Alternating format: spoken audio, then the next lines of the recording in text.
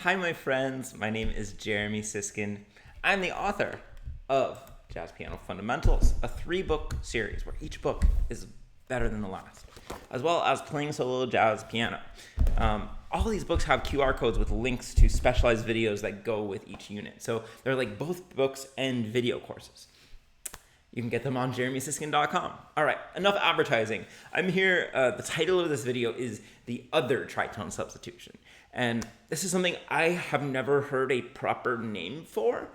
You guys out there in YouTube Jazzland seem to know more about names than I do. So maybe I hope that you will inform me as to what the proper name for this is. But let's dive in and talk about this. So let's just frame this. I know that there's probably some of you who know everything there is to know about the tritone substitution, but there's probably also people here who have no idea what that is. So let's frame this a little bit. So the traditional tritone substitution is a chord replacement. It's a chord substitution where you take a dominant chord, for instance, in a 2-5-1. That G7 in the middle is the dominant chord. And you substitute that with a chord, a tritone, aka an augmented fourth or diminished fifth, away. So instead of playing D minor to G7 to C major, we play D minor to D flat 7 to C major 7. And this can make a progression more colorful. By the way, just a side note, oftentimes we don't necessarily substitute, despite that name of the tritone substitution, but we actually end up adding, especially if we're playing solo piano. We might play, we might kind of double up on two different versions of the dominant chord. Now, it's interesting to think about why this works.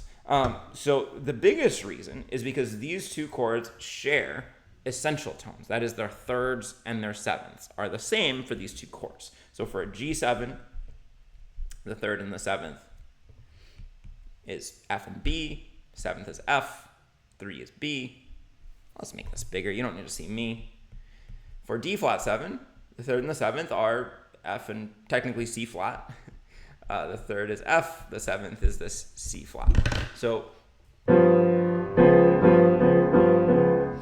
regardless of which root you're playing, you're going to hear the root, third, and seventh with those two essential tones, the F and the B. And keep in mind that, this is the other reason it's called a tritone substitution, is the substitution is based around this tritone. Right, that's the same, that F to B is that same augmented fourth or diminished fifth. A second reason that this works is that it forms this beautiful stepwise bass line. Right, and our ears love stepwise bass lines.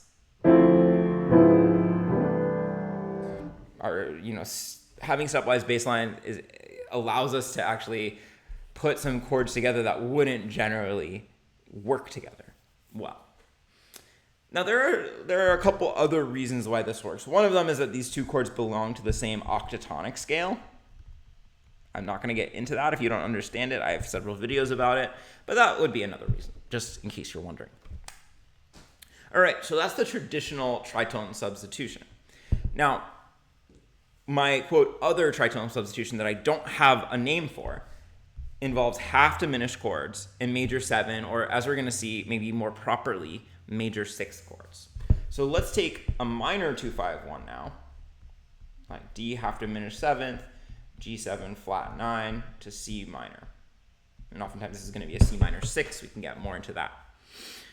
So now in our quote unquote alternate tritone substitution, we're going to substitute this D half diminished chord for an A flat major chord. And it could be a major 7th, but for reasons that I'm going to show you in just a moment, I'm going to call it an A flat 6 for now. So remember the two reasons that our first tritone substitution worked, besides the whole octatonic scale thing. So the first one was it creates a stepwise bass line. This also creates a stepwise bass line. Actually, sorry. I should be a good teacher and play for you how this sounds before I, go into all these theory things. So here's the top regular old minor 2-5-1. And here's the bottom with the A flat 6.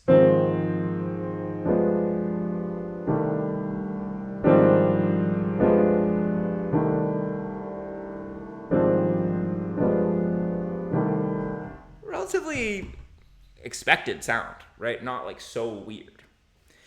All right, so then going back to our two reasons, now that I've been a decent teacher. So the first one, like I just said, is that we create this stepwise baseline. A flat to G creates a step. But remember, the other reason is that the essential tones can be exchanged. And if we do use this sixth chord, then this actually does remain true.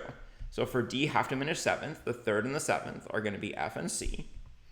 And for A flat 6, the sixth, which is now going to be the essential tone replacing the seventh, is going to be F. The third is going to be C. So again,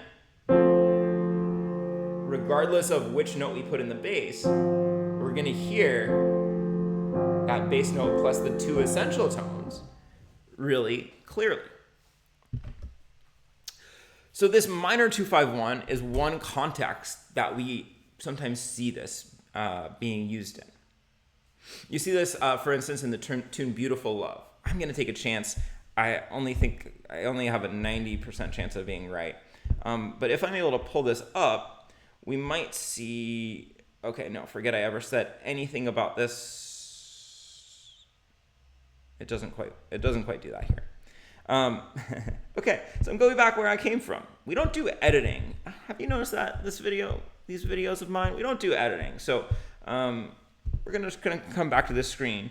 But let's imagine, because we're imaginative people, the first few bars of Beautiful Love. Da, da, da, da. I'm gonna skip the pickups.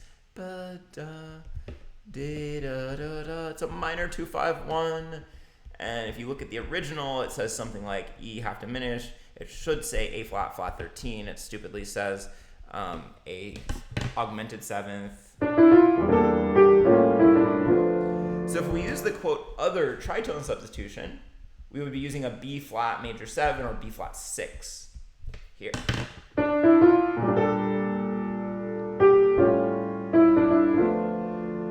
All right, listen to those, compare and contrast one more time. They're both nice. Here's the E half diminished.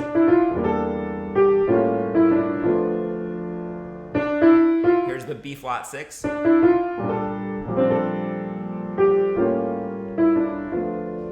actually like the B flat 6 slightly better because it harmonizes that A in a really interesting way. Right, let's take Autumn Leaves. So Autumn Leaves starts with a major 2-5-1. And then depending on what key you're in, I'm going to do it as though it's A half diminished. What am I doing? Do. So this is like it's in the key of G minor in bars 5 through 8. D7, G minor. All right, so the original sounds like... Here's your A half diminished. But if I did my quote-unquote other tritone substitution, I'd go to E flat 6 there.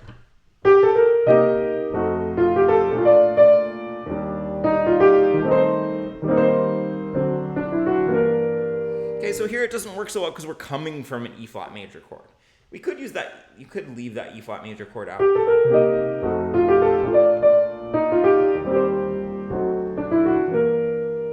But probably here, the A half diminished is stronger.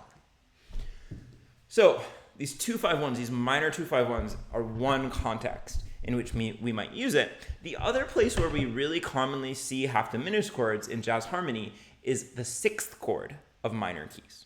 So for instance, if we're in the key of C minor, our 1-6-2-5 progression would most typically be this. Okay. There are some other possibilities here, but this is kind of the most stereotypical.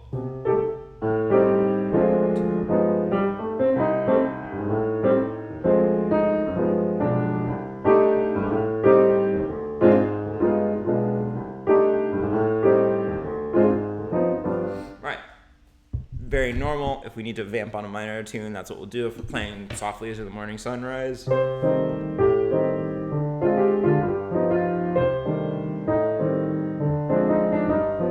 that's probably going to be our most likely progression.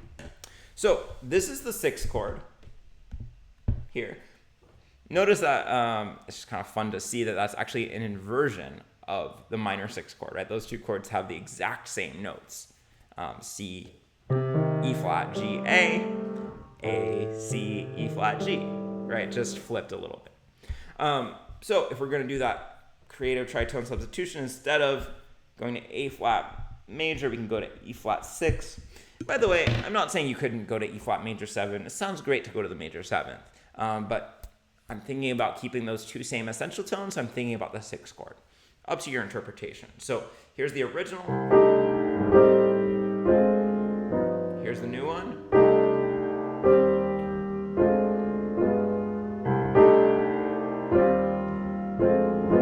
And here's with more of a major 7 sound. Definitely more colorful with that major 7 sound, right?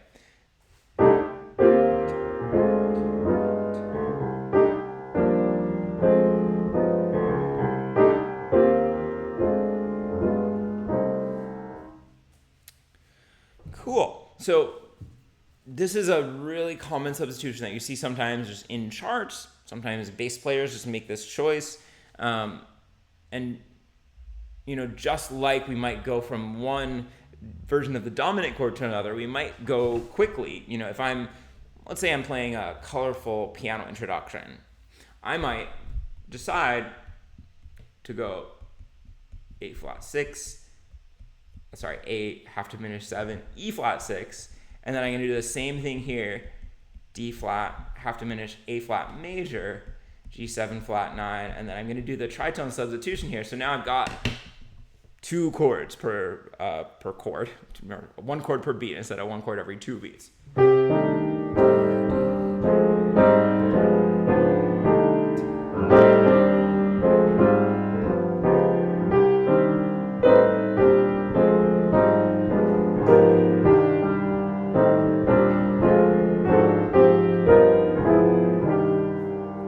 if I was going slower, I could really like romance them a little bit.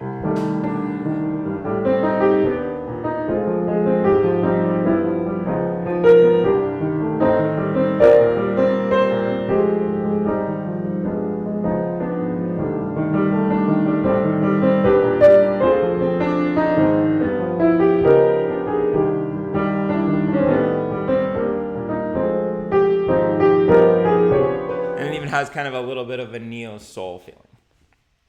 Now, just to anticipate one comment that I'm sure is going to come up, there is a way of looking at this, thinking that that this E flat 6 chord, let me put it in blue, is really just kind of an inversion of A flat half diminished. Like it's A flat half diminished over E flat. And I could definitely see an argument for that. But the difference is going to become in how you color these chords. So if you color A half diminished, for instance, with notes from like A low Korean raised 2, like this B natural, and then you color E flat major with maybe the major 7th and the 5th, then those 2 chords are going to sound different. So you're right. You're right. You hypothetical person, you're right.